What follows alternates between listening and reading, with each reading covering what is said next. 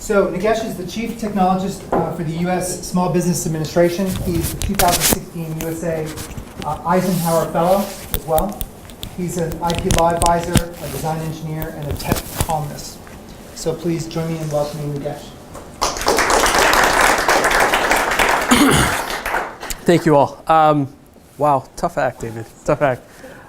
I only have a few slides because I really prefer the dialogue format of engagement. Thank you, Bill and Anastasia, for having me here today. I'm actually very familiar with Singularity University, having kind of saw it born and raised out of NASA Ames. In fact, I knew Robbie Shingler, Will Marshall, and Chris Beaushine, who were helping Ray and Peter at that time. This was 5, 6, 7 years ago when they were doing all that. So it's actually really touching to see that SU has really grown above and beyond. I still need to capitalize on that deposit I put for the executive education course. So as Bill has mentioned, the Chief Technologist at the U.S. Small Business Administration. Wow, the SBA cares about technology. What is the SBA? Is it the Small Business Association? No, it's the Small Business Administration. We are a agency. Oh, hold on. Sorry. We're a very small agency, but we're cabinet ranking. And the administrator, Maria Contreras-Sweet, is part of the president's cabinet, whose sole job is to focus on small businesses and help advocate and counsel and ensure that small businesses are part of the American economy. My job as Chief Technologist is to help on a couple of related fronts out of the Office of Investment and Innovation. I help oversee and manage as an advisor to senior leadership on the SBIR and STTR programs. How many of you are familiar with those programs? Excellent.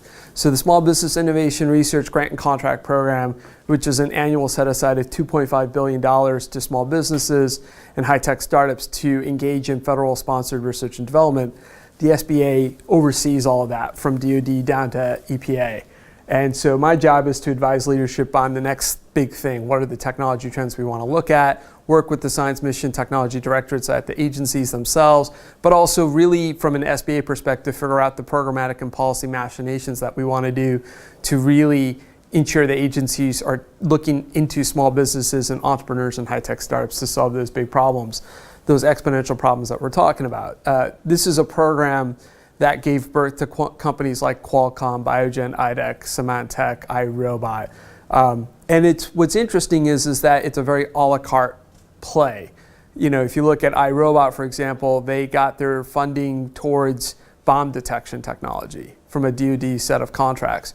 But they figured out the commercial pivot on their own for the consumer application to give us those little cute vacuum cleaner robot devices that we always see in Bed Bath & Beyond. And oh my God, sorry. Did someone skin Gonzo or something? It's the Cookie Monster. Oh, it's a Cookie Monster. I'm sorry. Sorry. Wow, off topic. All right. So I help advise on those front. I also help manage our Growth Accelerator program. And so the Growth Accelerator program I'm very proud of. I helped stood it up a few years ago and have re-inherited it back. But that's where we give prize challenge funding to incubators and accelerators that are helping in underrepresented communities to help small businesses grow and stand up on their own. And so that drives in a little bit of what I was going to talk about tonight, and we can talk further on a variety of topics. But, you know, as part of my fellowship, when I went to Sri Lanka and Vietnam for my Eisenhower Fellowships, I talked about innovation ecosystems because both countries are emerging post-conflict, especially Sri Lanka, which is about a decade post-conflict, and they're trying to figure out how do they get their economy going. And what was rather interesting for me, and my wife who's over there, she came with me on the travel, was that a lot of the folks there were actually interested more in learning what government can do to help SME growth. They weren't really interested in the programs that the U.S. government provided from the state, treasury, commerce. Thought they were cute, but what they really wanted was how do we empower local empowerment? And this is where it gets to that notion that David was kind of, I think, alluding to, which is, you know, with the rise of the internet, with the rise of this disruptive innovation, we are going from nation states to probably localized states, and it's going to be that very interesting thing of how do we empower the local community to take charge and be leaders and responsible stewards leaders. And so one of the things we've talked an awful lot from the government side is how do we empower and enable innovation ecosystems to emerge? And really, what is an innovation ecosystem? And I really akin this from a biological sense is that you have this particular cast of characters. You've got folks who are engaging, interacting, and building off each other's strengths. And as you guys know, Singularity University is probably, it was born out of the most heralded innovation ecosystem in the world, Silicon Valley. And so that community of fostering where the private, the public, the nonprofit, these very different sectors engage with each other in building out a very prosperous, localized economy system. And so they rally around particular areas of interest, not necessarily technology focused. I mean, if you look at DC, where we are our own innovation ecosystem cluster, and that's driven around government. If you look at New York City, it's around finance. And so that's going to be very interesting as technology starts to permeate our world more and more, is how do these things change over time? How do people adapt and adopt? One that I'm very fascinated about is the rebirth of what's going on in Boston. So Boston's home to a big life science corridor and also, a number of other things. But what's been really interesting from our perspective, from an innovation ecosystem, and why I point this out, is that they've really taken leadership in something very high-risk, high-reward driven, and that is in clean energy, clean tech initiatives.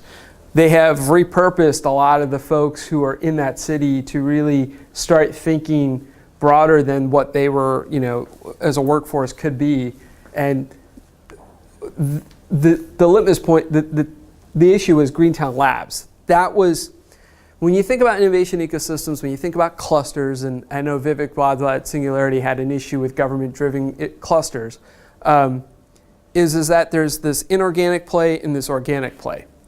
And what's interesting about this one is that although it got some cajoling and support through the government, it was very organic.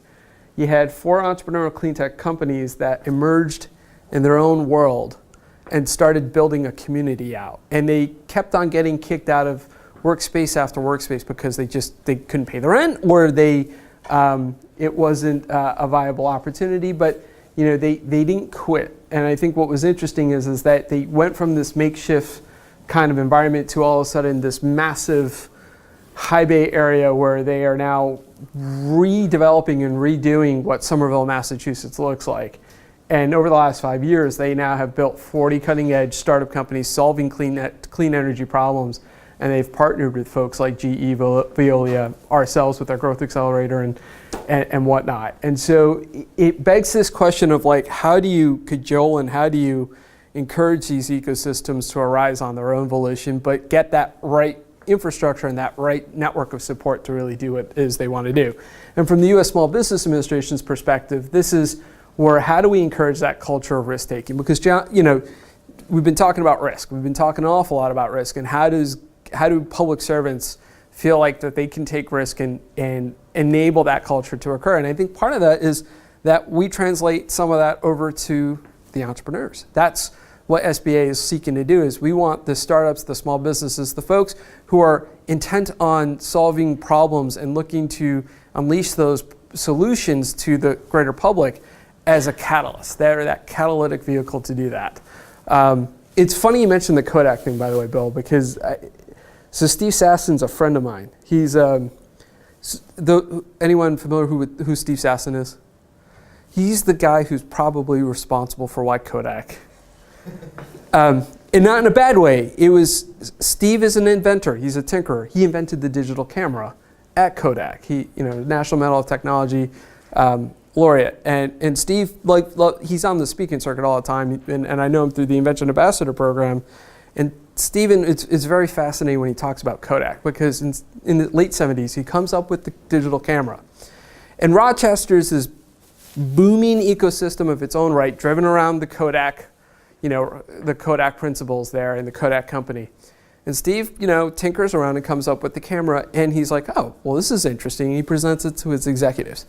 And his bosses look at it, and they go, well, okay, what's the horizon timeline for this technology to come on the scene. He's like, probably another 15, 20 years, something like that. And they said, okay, we don't care. And they got the patents for it, and they just put it in the drawer, and that was it. Because they were betting on silver halide. They were convinced, like in your quotes, they were convinced that no one's going to care about digital cameras or digital pictures. No, everyone wants that tangible fixation, which is kind of true, but not really. And it's interesting because Steve just saw this all go through, and he saw this, and he was just, as the patents expired, as the technology got scaled up by other companies like Canon and whatnot, there was the multi-billion-dollar idea that Kodak had just slipped through their fingers. And it's that interesting story of like embracing fear and embracing that risk. If Kodak had embraced that risk, and I hate using Apple as an example, to be honest with you, I really do, but that's where Steve Jobs was really interesting on that front, is that he embraced that culture of risk-taking. If you saw what he was doing, if you see the improvements now that Apple has, I'm like, what is this? All right, but if you saw what Steve Jobs was doing, he was quick to say, I don't care about cannibalization. I put that new thing out there because he was ready for the market. He was ready for competition. And so that's where it comes back to us and the government and our folks, is like, how do we encourage that culture of risk-taking? How do we encourage that culture of leapfrogging and not resting on laurels and not resting on our assets? And so with innovation ecosystem notion, one of the big things here is how do we get these cities and communities and entrepreneurs to tackle these big high-risk, high-reward problems and continue to solve that next big thing that's going to be on the horizon. And that's why I'm proud of working on the SBIR program, because we're not resting. We are constantly putting solicitations out. I know people get pissed because they don't get their award selected, but we really are looking for cutting edge, and that's where government plays a unique role, is that technology validation and also that cajoling, but more importantly that underlying risk-taking factor a little bit of allowing us to help de-risk until the private sector is comfortable with it. I don't know if I need to say this anymore. I think what's really interesting here, though, if you look at it, like half those companies don't even exist anymore. That's how crazy it is. And if you look at all the companies that are in there, heck, half of them don't even exist now. I love this quote from Chris Herron. It is the fertile technology crescent, 50 years in the making, is the product of a Sputnik-induced competition, a 1960s induced cultural renaissance, and an open-minded risk-taking approach where failure is accepted. Silicon Valley cannot be replicated anywhere else, but the effects of its innovation will continue to be shared around the world. I don't agree with that part. I don't think it's about replication. I think it's about adoption, and I think it's about engaging and empowering. I think it's bad when cities, I meet with city leaders all the time, like, we want to create the Silicon Valley of the Ozarks. I'm like, that's great. I think it's wonderful, but I think you have to work on what suits your culture, suits your populace, suits what makes you tick really well and build off those strengths. The last thing I think I'll close off is with this, because I really want to get into the dialogue more. This is really fascinating, and this really chimes in with what David was talking about, these industrial revolutions, and I think this is what we're in right now. I mean, this is it. And what's going to come of this, I think what's really interesting for me is that interplay of not just AI, but how AI is going to interact with biological. If you think about, I think Kurzweil talks about this a lot, so probably preaching to the choir, but I do think it's interesting that AI is built on this 0-1 paradigm, but we are built on a quaternary paradigm of ATCG. And so that's going to be very interesting, is that how that plays off. Go for it, Bill. How come we don't have blockchain up there? Because I look at David's piece about privacy and peace, and I know you probably just wrote a couple up there, but I'm super interested in how... I'll throw it up there next time. How about that? I would actually, maybe we can get into start talking. Yeah, I would say the interesting thing is peer-to-peer, of which blockchain is an instantiation. Yeah. But I'm not sure blockchain. Sure. On its own, yeah. There may be sharding, yes, definitely will be interesting. Peer-to-peer is interesting. But the blockchain algorithm itself, the capital blockchain, doesn't scale. It's got to be a peer-to-peer copy. Yeah, and so with the purpose of this, though, is like, this is what I was going about talking to folks, is like, how do you encourage these localized clusters to result on their own, and what areas of topics of interest do we build off from? And from the public service perspective, how do we cajole that? How do we make the right policy-making decisions and encourage the right programmatic offerings so that we are encouraging that environment to occur rather than getting in the way, reducing those barriers to high growth opportunities. So I will close with that so we can get really more into the dialogue portion. All right, let's do it. I meant to take my towel. Thank you.